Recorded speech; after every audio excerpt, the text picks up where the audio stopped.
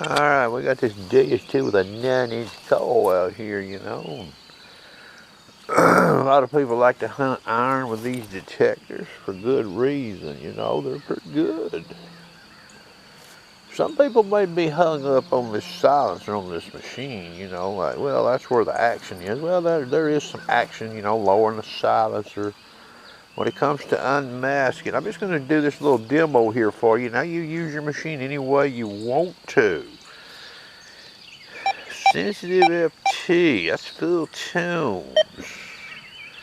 Here's a 6.8 disc, okay? Offset set to 15. 6.8 disc silencer is going to stay at 2 in this video. Alright? You see that square nail on that dime? That's a high conductor, okay? A lot of these machines made in the past, you know, that were running on higher single frequency, you know, higher conductors than iron, in my opinion, were more problematic to get, okay? I'll let you hear this here. You notice you don't hear anything but iron tone. You hear that?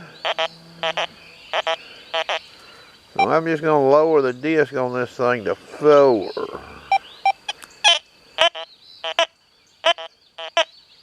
Now that machine's not hitting that nail, it's hitting that dime, okay? Now this is going to be side dependent on what you can do with this machine, but now, right out in that area, right out in there, boy, there used to be an old house here years ago. I don't remember it. But there's a lot of iron out there, and I've been out there sweeping this machine around a little bit, you know, doing a little experimenting here, okay? So you get to hear that. Hitting that old dime, okay? And that's silencer at 2. Old sharpshooter will even show you. Look at there. Okay, now let's get out of here and let's go over here to this mono program. Now, mono program can have some use, but chances are in iron it's going to be on low conductors versus high conductors. I'm not going to say you won't find some, but the more crippled targets are probably you're going to struggle more so. Okay, 40.4 kilohertz in the screen. I got the disc at 4.9. Now I'm in full tones, okay?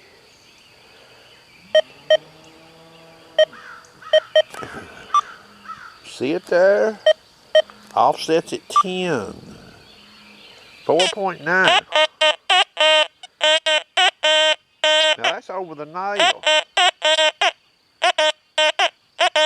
You see what I'm talking about? Now I'm going to raise this disc up. There's 6.1. I believe that's default.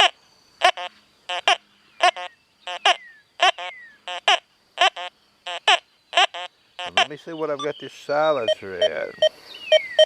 0. I'm going to bring it back to 2.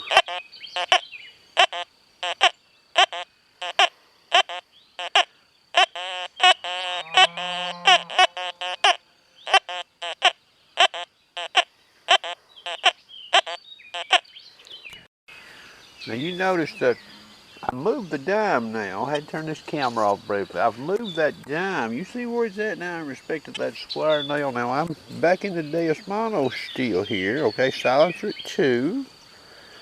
Okay. Disc is 6.1. Listen. You don't hear that dime down there, do you? Okay. Now we're going back over here to the sensitive FT. It's set up the exact same way it was. 4.0 disc, silencer 2. You hear that? And that's silencer at 2. Okay? And I'm going to remove the dime so everybody can hear it. Now, you know, real live results. You know, you get out there, different sizes of iron, different shapes, different decomposition levels. But you might run this machine down lower, sensitive FT. You may get away from that 6.8 disc and get on down there, okay? It might do something for you and just leave the silencer at 2. Now, You know, this don't get talked about much. And there is something to this, and I believe old Dankowski's alluded to this. That nail there by itself, single frequency on this machine, which does a better job at figuring out that's a nail, the multi-frequency or the single frequency? Well, I can get all the way down to a 4.0 disc here, can't I? How about that? I can get all the way down to a 4.0 disc. Let's go back over here to this mono program. 40.4 kilohertz. We're dialing, no dial this baby to 4.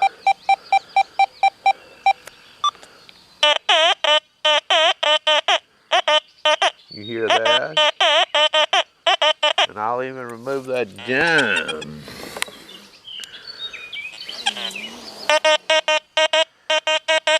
It's giving some tone on it, ain't it? So would it be a fair statement to say this machine realizes more so that's a nail, ferrous item in multi-frequency on this machine than it does in single frequency? How about that? You know, we talk about how multi-frequency, you know, is better at IDing a coin. Well, what about multi-frequency better at IDing a nail? Does that make any sense to anybody? I hope you have a nice day.